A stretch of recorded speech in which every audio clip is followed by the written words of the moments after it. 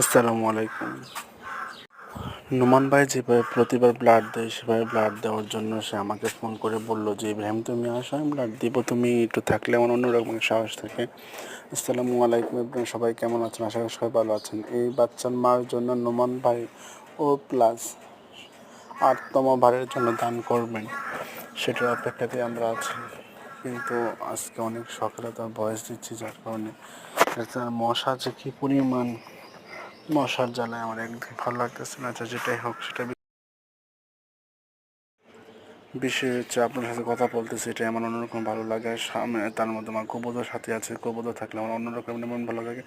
Blood test হয়ে গেছে, আর শেষ হয়ে থাকলে আমার একটু কথা বলা কমই হয়, কিন্তু হাসাহাসিটাও একটু বেশি।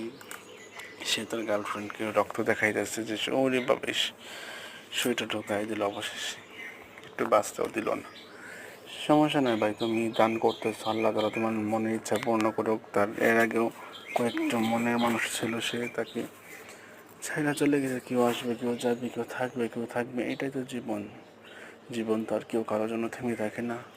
এই যে একটা ছবি শেয়ার করলাম, আরেকটা ছবি শেয়ার করতেছি, পরে আপনি আস্তে আস্তে দেখতে পাবেন। সবাই তার জন্য দোয়া করবে যেন সে সুস্থ থাকে, ভালো থাকে, তার মনের ইচ্ছা কোনো পূর্ণ হয়।